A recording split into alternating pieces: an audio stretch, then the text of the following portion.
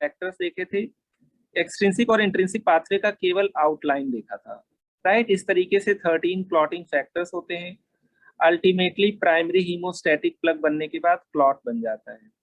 यहाँ पे मैंने कहा था हीमोस्टैसिस कैसे होती है, मान लीजिए किसी की ब्लड वेसल में कोई प्रॉब्लम हो जाए, इंजरी हो जाए, तो किस तरीके से यहाँ से ब्लीडिंग को प्रिवेंट किया जाता है। हम लोगों ने कहा था सबसे पहले वहां प्लेटलेट पहुंचते हैं, प्लेटलेट प्लग बना देते हैं। फिर यहाँ पे प्लेटलेट प्लग बहुत टेम्पररी स्ट्रक्चर है, ब्लीडिंग तो रोक ले गया, लेकिन थोड़ी देर के बाद ये वहां से डिसलॉज हो सकता है या डिसइंटीग्रेट हो सकता है।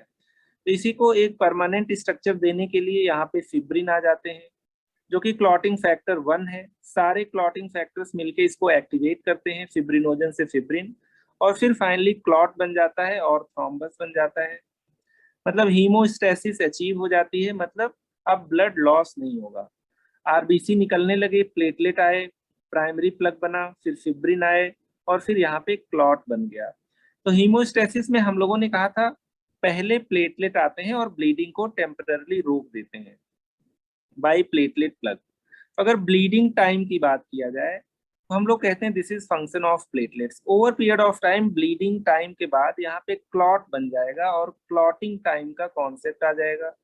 क्लॉटिंग टाइम इसका मतलब यहाँ पे क्लॉटिंग फैक्टर्स ने अपना रोल प्ले किया है, राइट। तो ब्लीडिंग टाइम, क्लॉटिंग टाइम, और फिर हम लोगों ने कहा था क्लॉटिंग दो मैकेनिज्म से होती है, दोनों को वर्क होना चाहिए, करना चाहिए, intrinsic and extrinsic pathway.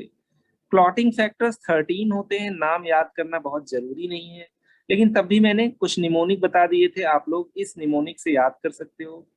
Fresher freshers party tonight, come let's sing and call seniors, please have fun, right. जैसे मान लो फ्रेशर है तो फिब्रिनोजन है, पार्टी है तो प्रोथ्रोम्बिन है, तो इस तरीके से आप लोग याद कर सकते हो, राइट। यहाँ पे हम लोगों ने देखा था इंट्रिंसिक और एक्सट्रिंसिक पाथवे है। अंतिम में फिब्रिन एक्टिवेट होगा और फिब्रिन फिर प्राइमरी हीमोस्टैटिक प्लग को क्लॉट या थ्रोम्बस में कन्वर्ट कर देगा। आइए बात कर लेते हैं कोगुलेशन कैस्केड, और उसके बाद हम लोग आज ही देखेंगे investigations in bleeding disorders. We will talk about coagulation cascade या पाथवे, कैस्केड या पाथवे। तो ये हद से ज्यादा सिंपल है, कोगुलेशन कैस्केड एंड पाथवे। हम लोग यहाँ पे बात कर रहे हैं क्लॉटिंग फैक्टर्स की, right. This is function of clotting factors, function of 13 clotting factors, right. और अगर हम लोग मेन क्लॉटिंग फैक्टर की बात करें तो क्या होता है, फिब्रिनोजन, वो फिब्रिन में कन्वर्ट हो जाता है और उस प्राइमरी हीमोस्टैटिक प्लग को चेंज कर देता है थ्रोम्बस या क्लॉट में। तो कोगुलेशन कैस्केड में अगर हम लोग कहें तो मेन हमारा क्या होता है, एक्टिवेशन ऑफ फिब्रिनोजन, राइट। अब देखो फिब्रिनोजन मतलब क्लॉटिंग फैक्टर 1। तो यहाँ पे जो फिब्रिनोजन है ये इनएक्टिव होता है, जहां पे ओजन लग जाए that is inactive fibrinogen, right. ये क्या है, इनएक्टिव है, इसको एक्टिवेट कराना है हमें, राइट। हम लोग फैक्टर 1 कहते हैं, इसको फिब्रिन में चेंज करना है, मतलब इसको 1A में करना है, मतलब A फॉर एक्टिवेटेड, ए मतलब एक्टिवेटेड, किसी क्लॉटिंग फैक्टर के आगे ए आ जाए मतलब इट इज एक्टिवेटेड फॉर्म। हम लोग बात कर रहे हैं फिब्रिनोजन, और आगे चल के क्या बन जा रहा है, fibrin. Fibrin primary haemostatic plug को किसमें चेंज कर देगा, प्राइमरी हीमोस्टैटिक प्लग, जो कौन बनाए थे, मेनली आपके प्लेटलेट्स, इनको किसमें चेंज कर देगा, ये क्लॉट में चेंज कर देगा या थ्रोम्बस में। तो कितना सिंपल है। हम लोग कहते हैं जो भी कोगुलेशन कैस्केड है उसका अल्टीमेट एम होता है कि फिब्रिनोजन को कैसे एक्टिवेट किया जाए, इसको कैसे फिब्रिन में कन्वर्ट किया जाए, और फिर ये प्राइमरी हीमोस्टैटिक प्लग को किस तरीके से किसमें चेंज करवा दे, क्लॉट में या थ्रोम्बस में। अब यहाँ पे हम लोग कहते हैं bleeding permanently prevented, right. Primary haemostatic plug जब बना था तो ब्लीडिंग परमानेंटली प्रिवेंट नहीं हुई थी, ब्लीडिंग परमानेंटली प्रिवेंटेड या स्टॉप्ड,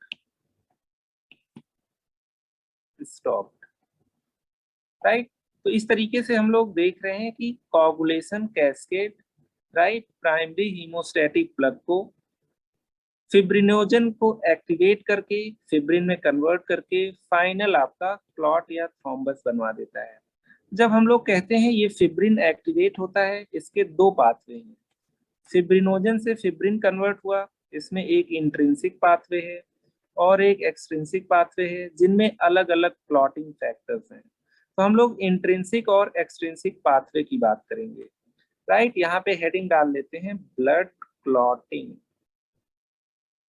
यहाँ पे हम लोग स्टार्ट करते हैं, दो तरफ के पाथवेज ले लेते हैं। पहले इंट्रिंसिक पाथवे,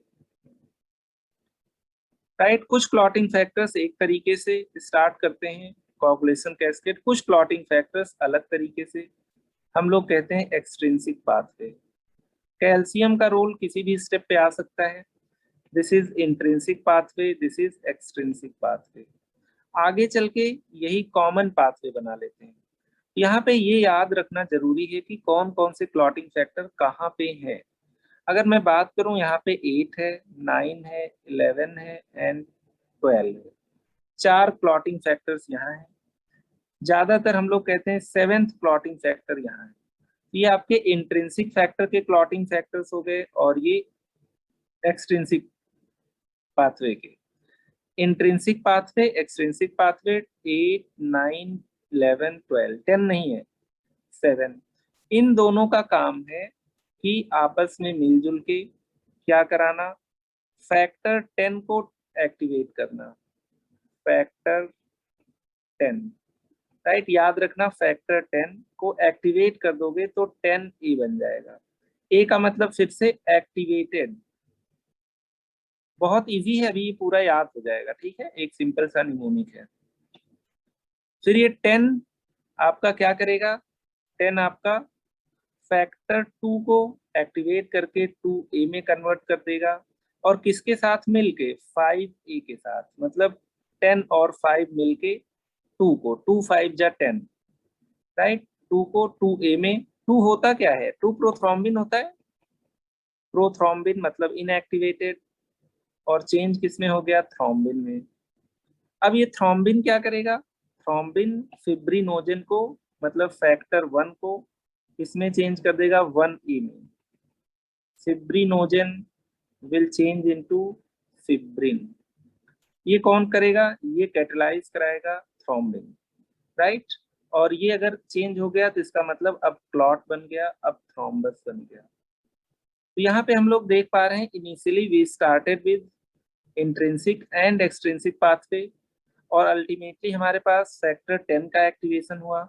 यहाँ से लेके यहाँ तक कॉमन पाथवे है, कॉमन पाथवे CP। कोई कंफ्यूजन नहीं यहाँ पे, फिर से इसको रिवाइज करवाते हैं। आज हम लोगों को काफी कुछ चीजें पढ़नी है। तो हम लोग बात कर रहे हैं यहाँ पे intrinsic pathway, right, extrinsic pathway. दोनों से कोगुलेशन की शुरुआत होगी और आगे चल के क्या बन जाएगा, क्लॉट बन जाएगा। इनमें से अगर एक भी पाथवे गड़बड़ है, इसका मतलब क्लॉट उतने एफिशिएंटली नहीं बनेगा, चाहे ये चाहे वो। तो हम लोग बात कर रहे हैं यहाँ पे 8, 9, 10, 11 एक साथ मिलके, फैक्टर 7 अलग से, दोनों क्लॉटिंग कैस्केड की स्टार्टिंग करते हैं bye activating factor 10, right.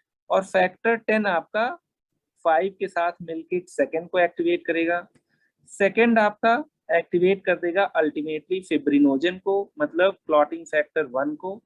Fibrin बन जाएगा और क्लॉट बन जाएगा। हम लोगों ने पहले ही देखा है ये सब चीजें, तो इतना ज्यादा टफ नहीं है जितना टफ ये लग रहा है। आज के बाद तुम लोगों को इसको रिवाइज भी नहीं करना पड़ेगा, कौन सा इंट्रिंसिक पाथवे है, कौन सा एक्सट्रिंसिक पाथवे है। जो बच गया वो कॉमन पाथवे है, राइट। ये इसलिए पढ़ रहे हैं क्योंकि हम लोग ब्लीडिंग डिसऑर्डर पढ़ रहे हैं। अगर मान लो एक क्लॉटिंग फैक्टर की वजह से है तो हमें पता होना चाहिए, ताकि हम पेशेंट को वही क्लॉटिंग फैक्टर दें। तो यहाँ पे 8, 9, 11, 12 इंट्रिंसिक, 10 नहीं है। और ये आपका एक्सट्रिंसिक 10 वाला आपका 10 से लेके यहाँ तक कॉमन। अब देखो इस पूरे चार्ट में सबसे बीच में कौन दिख रहा है, सबसे बीच में फैक्टर 10 दिख रहा है।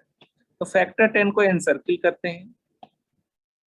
फैक्टर 10 किस कलर से लें कि वो अलग से विजिबल हो, इसको लो, फैक्टर 10। देखो ये बिल्कुल सेंटर ऑफ अट्रैक्शन है, यहीं से कॉमन पाथवे स्टार्ट होता है, राइट। हम लोग कह देते हैं यही आपका सेंटर है, राइट। सेंटर में कौन सा फैक्टर है? सेंटर में फैक्टर 10 है। और इंट्रिंसिक का मतलब कोई भी चीज अंदर हो, एक्सट्रिंसिक का मतलब है कोई भी चीज बाहर हो। अब इसको याद करने के लिए एक आपके पास अल्टीमेट क्वालिटी का निमोनिक है, निमोनिक,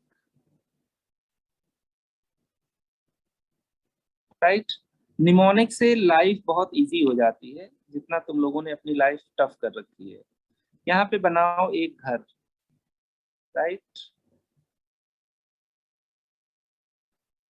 इस घर के अंदर सेंटर ऑफ अट्रैक्शन में एक क्रॉस बनाओ, दैट इज फैक्टर 10, राइट। एक क्रॉस, इसको क्रॉस ही रहने दो, right. This is 10, right. Cross का मतलब 10 है। घर के अंदर जो होंगे वो इंट्रिंसिक फैक्टर्स होंगे। घर के अंदर कौन कौन से होंगे? 8, 9, 11, 12। तो 10 के आसपास, 10 के दो इधर, 10 के दो उधर, घर के अंदर हैं। हम लोग कहते हैं ये आपके क्या हैं? इंट्रिंसिक फैक्टर्स हैं, इंट्रिंसिक पाथवे के फैक्टर्स हैं। घर के बाहर एक बना लेते हैं। घर के बाहर बना लिया एक्सट्रिंसिक पाथवे, यहाँ पे हम लोगों ने रख दिया केवल एक फैक्टर, दैट इज फैक्टर 7। बस खत्म हो गया। अब यहाँ पे ये सब मिलके 10 को एक्टिवेट करेंगे। 5 2 जा 10, यहाँ पे फैक्टर 5 आ जाएगा। और फैक्टर 5, 5 2 जा 10 सेकेंड को एक्टिवेट कर देगा। सेकेंड एक्टिवेट हो जाने के बाद, सेकेंड के बाद क्या? अब तो फर्स्ट ही बचा है केवल। फर्स्ट एक्टिवेट हो गया और क्लॉट बन गया। कितना इजी हो गई ये चीजें यहाँ पे। एक्सट्रिंसिक में केवल एक है, हमेशा जिंदगी भर याद रहेगा। इंट्रिंसिक आपके 10 के दो इधर, 10 के दो उधर। 10 जैसा कि आप लोगों को हमेशा याद रहेगा, बिल्कुल सेंटर में है, राइट। तो यहाँ से आप लोगों को पता चल गया है कॉमन पाथवे कहाँ से शुरू होता है, इंट्रिंसिक पाथवे के क्या क्लॉटिंग फैक्टर्स हैं, एक्सट्रिंसिक पाथवे के क्या क्लॉटिंग फैक्टर्स हैं, अल्टीमेटली किस तरीके से प्रोथ्रोम्बिन और फाइब्रिनोजन एक्टिवेट होकर क्लॉट या थ्रोम्बस बना देते हैं। तो यहाँ पे हम लोगों ने ये निमोनिक देखा है। 10 को हम लोगों ने सेंटर ऑफ अट्रैक्शन माना था, तो घर के अंदर बैठाया है इनको, घर की रौनक है इनसे। दो इनके दाएं, दो इनके बाएं, घर के अंदर में है। 8 9 और इनके उधर 11 12। एक्सट्रिंसिक को बाहर कर दिया। 10, 5 2 जा 10 और फिर उसके बाद अल्टीमेटली 1। तो यहाँ पे निमोनिक के तौर पे हम लोग कैसे याद कर सकते हैं? इन हाउस, इसका मतलब इंट्रिंसिक है। इसका मतलब क्या है? 8 है, 9 है, 11 है, 12 है, नॉट 10। 10 तो कॉमन पाथवे का है, वो तो सेंटर ऑफ अट्रैक्शन है। फिर उसके बाद एक्सट्रिंसिक की बात करें, एक्सट्रिंसिक, एक्सट्रिंसिक में क्या आ जाएगा? फैक्टर 7। बाकी जो बच गए वो कॉमन पाथवे के पार्ट हैं, कॉमन पाथवे, राइट। हम लोग कह देते हैं रेस्ट, ऑल अदर्स, राइट। हो गया पूरा, तुम लोगों को याद हो गया इंट्रिंसिक क्या है, एक्सट्रिंसिक क्या है। पहले भी हम लोगों ने बात किया था, अगर क्लॉटिंग फैक्टर्स कम हो जाए, राइट, चाहे इंट्रिंसिक कम हो जाए और एक्सट्रिंसिक पाथवे आपका गड़बड़ हो जाए, क्लॉटिंग फैक्टर्स कम हो गए, कुछ भी कम हो गया, तो क्लॉटिंग टाइम इंक्रीज हो जाएगा। सीटी, क्लॉटिंग टाइम इंक्रीज हो जाएगा, ब्लड लेट क्लॉट करेगा, ब्लीडिंग के चांसेस ज्यादा होंगे। लेकिन क्लॉटिंग टाइम से हम लोग ये नहीं बता सकते कि इंट्रिंसिक खराब है कि एक्सट्रिंसिक खराब है। इसी क्लॉटिंग टाइम को हम लोग दो तरीके से और कैलकुलेट कर सकते हैं। एपीटीटी अभी बनाएंगे, इसका डायग्राम या हाथ से ही बता देंगे। ये अगर है तो इसका मतलब ये इंट्रिंसिक पाथवे के लिए रेस्पॉन्सिबल है। प्रोथ्रोम्बिन टाइम है तो ये किसके लिए रेस्पॉन्सिबल है? एक्सट्रिंसिक पाथवे के लिए। तो हम लोग क्लॉटिंग टाइम से ये जान जाते हैं क्लॉटिंग फैक्टर्स के साथ कुछ गड़बड़ है। एपीटीटी अगर इंक्रीज्ड है, इसका मतलब इंट्रिंसिक पाथवे वाले कौन से हैं? 8 9 11 12। अगर केवल पीटी गड़बड़ है, इसका मतलब फैक्टर 7।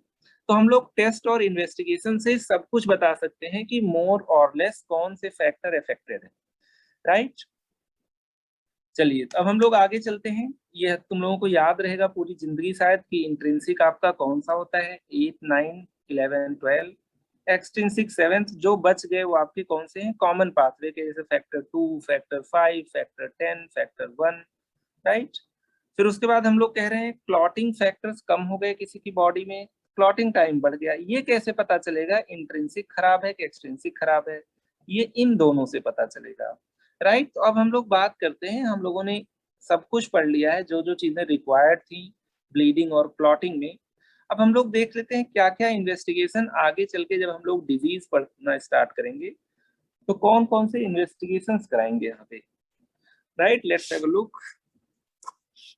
कोई डायग्राम नहीं लेते हैं, हाथ से ही सब बनाते हैं, ठीक है। आई थिंक सारे कॉन्सेप्ट हम लोगों ने देख लिए हैं। इन्वेस्टिगेशंस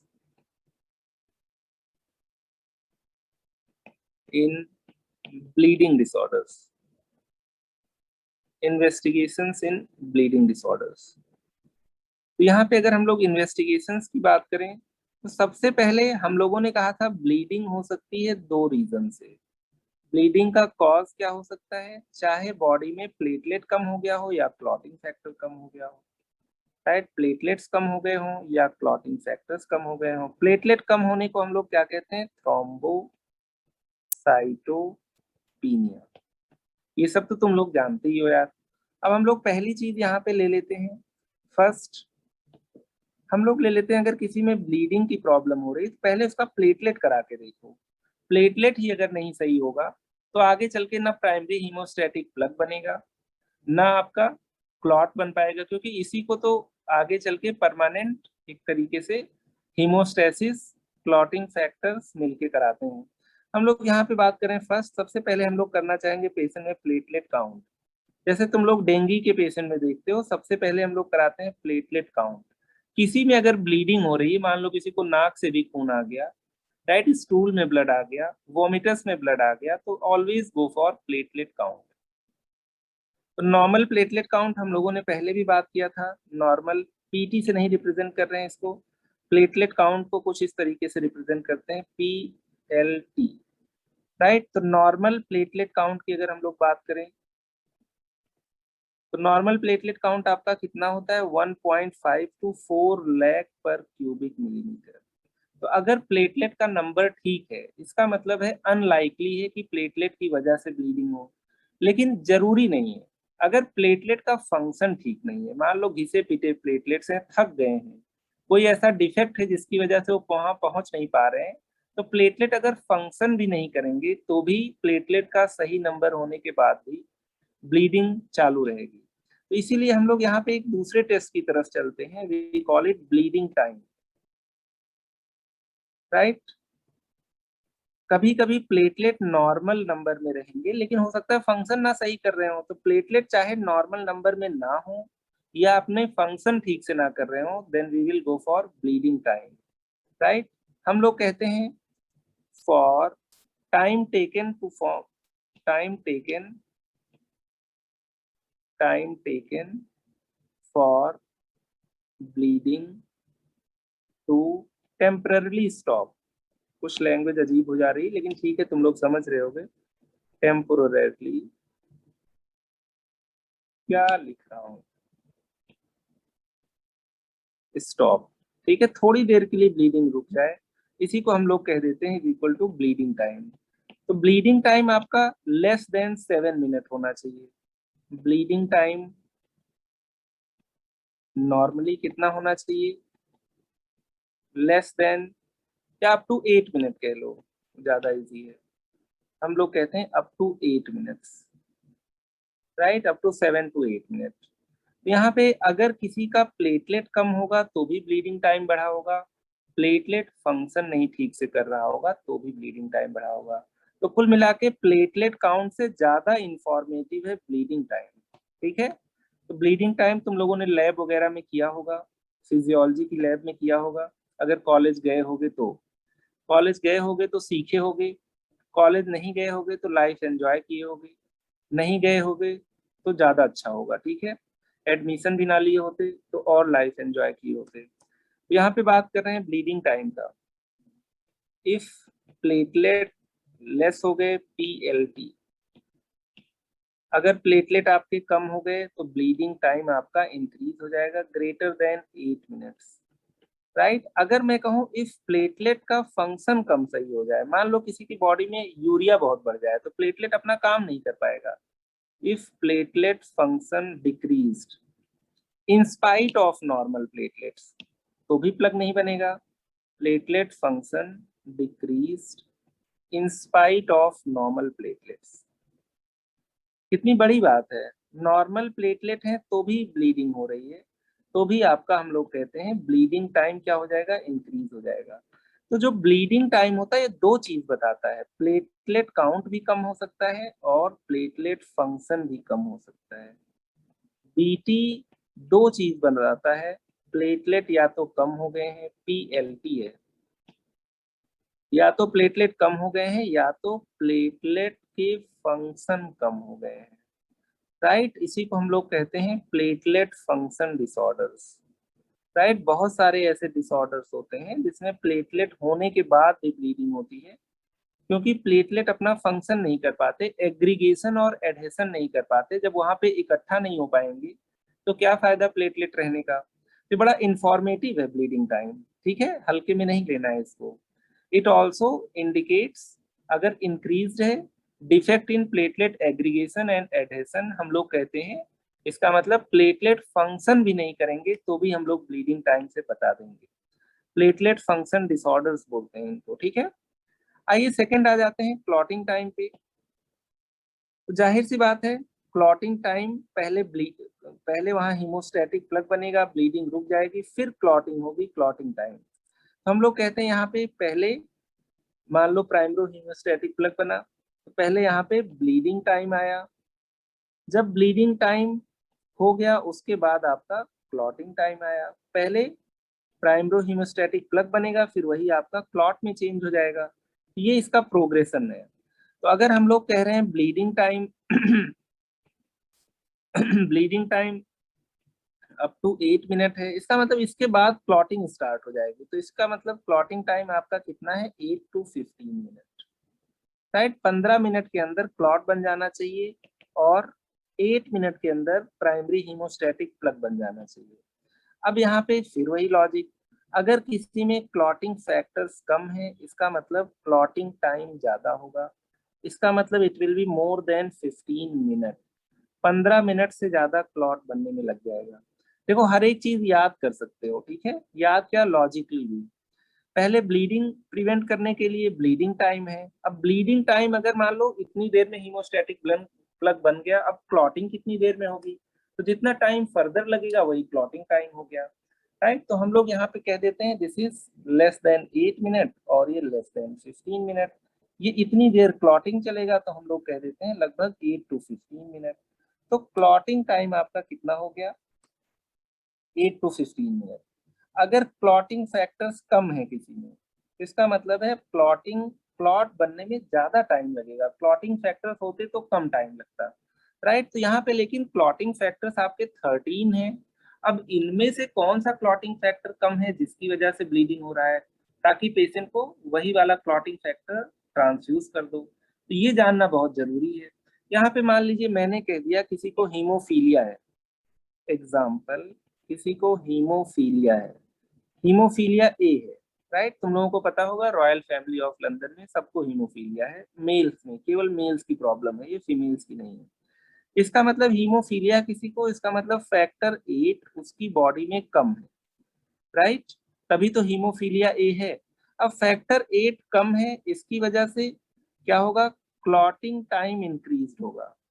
लेकिन अब क्लॉटिंग टाइम इंक्रीज होने से ये पता नहीं चलेगा कि फैक्टर 8 ही कम है या हो सकता है फैक्टर 7 कम हो। तो मोटा मोटा आइडिया लगाने के लिए हम लोग यहाँ पे क्या कराएंगे, दूसरा इन्वेस्टिगेशन कराएंगे एपीटीटी, जो कि बढ़ा हुआ होगा। एक और इन्वेस्टिगेशन कराएंगे पीटी, जो कि नॉर्मल होगा। तो इसका मतलब नेक्स्ट लेवल ऑफ इन्वेस्टिगेशन है कि हमें ये पता करना है कि इंट्रिंसिक पाथवे गड़बड़ है कि एक्सट्रिंसिक पाथवे गड़बड़ है। राइट, क्लॉटिंग टाइम तो इंक्रीज है, ये भी जानना जरूरी है कि कौन सा क्लॉटिंग फैक्टर कम है, इंट्रिंसिक वाला कम है कि एक्सट्रिंसिक वाला। ये कॉन्सेप्ट तब आया जब हीमोफीलिया डायग्नोज करना होता है। हीमोफीलिया में अगर मान लो आपने पीटी कराया तो नॉर्मल आएगा, एपीटीटी कराना पड़ेगा क्योंकि इंट्रिंसिक पाथवे के लिए एपीटीटी है। अब यहाँ पे आ गया एपीटीटी और पीटी। आइए थर्ड देख लेते हैं, APTT।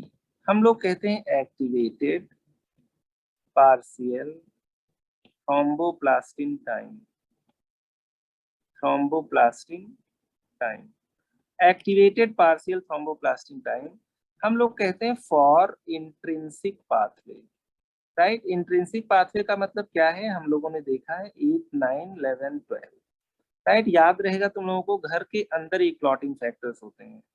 अगर हम लोग नॉर्मल की बात करें APTT, तो ये आपका होता है कितना, 30 to 40 seconds, 30 to 40 seconds.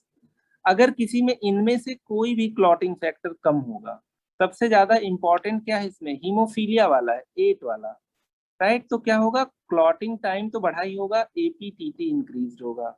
Example के तौर पे इफ क्लॉटिंग फैक्टर 8 आपका कम है, दैट इज अगर मान लो आप हीमोफीलिया सस्पेक्ट कर रहे हो, जो कि सबसे ज्यादा कॉमन है, बाकी की कमी कम होती है, तो इसका मतलब क्या होगा, APTT आपका इंक्रीज होगा ग्रेटर देन 40 सेकेंड। इसका मतलब अगर हम किसी में हीमोफीलिया देखना चाह रहे हैं तो platelet count normal, right, PT normal, clotting time increased and APTT increased, right. तो केवल किसी की शक्ल देख के नहीं बता सकते हो कि उसको हीमोफीलिया है कि नहीं, प्रॉपर इन्वेस्टिगेट करना पड़ेगा। तुम्हारे मन में ये भी आ रहा होगा कि इतना कुछ, इतने जतन कर रहे हैं, क्लॉटिंग फैक्टर का लेवल ही करा लो।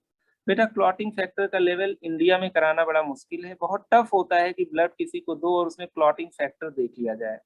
ठीक है, कराया जाता है स्पेसिफिक कंडीशन में, but it is not that easy. Her lab में क्लॉटिंग फैक्टर नहीं कैलकुलेट कर पाओगे। ये इसका सही तरीका है कि किस तरीके से हमें अप्रोच बनानी है। मान लो किसी को डेंगी है तो केवल प्लेटलेट कम होगा, बाकी सब सही होंगे, क्योंकि क्लॉटिंग फैक्टर्स को क्या होना है डेंगी में, कुछ नहीं। चलिए इसी तरीके से हम लोग एक और इन्वेस्टिगेशन की बात कर लेते हैं, fourth, that is prothrombin time. जो सबसे ज्यादा क्लॉटिंग फैक्टर की डिफिशियंसी इन जनरल होती है वो फैक्टर 7 की होती है, PT। तो ये आपका क्या बताता है, function of extrinsic pathway, function of extrinsic pathway. इसका मतलब यहाँ तो एक ही फैक्टर था, फैक्टर 7, राइट। ऊपर 7 ही लिखा है कि कुछ गलती से और लिख दिया है मैंने, चेक कर लेते हैं। कभी कभी बोलता कुछ हूँ लिखता कुछ हूँ, नहीं बिल्कुल सही लिखा है मैंने। ठीक है, तो यहाँ पे हम लोग बात कर रहे हैं कि फैक्टर 7 यही इकलौता है जो एक्सट्रिंसिक पाथवे को जिंदा रखे हुआ है। इसका मतलब अगर किसी में केवल फैक्टर 7 कम है तो भी एक लेग आपने क्या कर दिया, लूज कर दिया, एक तरफ से कोagulation होगा दूसरी तरफ से नहीं होगा, इसका मतलब ब्लीडिंग के चांसेस बहुत ज्यादा हैं। तो फैक्टर 7, राइट। इसका मतलब अगर हम लोग बात करें पहले normal, prothrombin time 10 to 14 seconds. If extrinsic pathway गड़बड़ है, दैट इज क्लॉटिंग फैक्टर 7 कम है, PT आपका इंक्रीज हो जाएगा, that is more than 14 seconds. सारे क्लॉटिंग फैक्टर्स, ब्लीडिंग से रिलेटेड इन्वेस्टिगेशंस हम लोग मोटे तौर पे देख चुके हैं। प्रोथ्रोम्बिन टाइम अगर एक्सट्रिंसिक पाथवे गड़बड़ है, APTT अगर इंट्रिंसिक पाथवे गड़बड़ है, क्लॉटिंग टाइम दोनों में से कोई भी गड़बड़ हो, बस क्लॉटिंग फैक्टर्स की वजह से हो, ब्लीडिंग टाइम मतलब प्लेटलेट की वजह से हो, या अगर प्लेटलेट नॉर्मल है तो प्लेटलेट का फंक्शन ठीक से ना हो रहा हो उसकी वजह से है। कंफर्म कर लेंगे प्लेटलेट की वजह से है कि प्लेटलेट के फंक्शन की वजह से। अगर प्लेटलेट काउंट नॉर्मल आ जाए तो इसका मतलब प्लेटलेट के फंक्शन की वजह से है।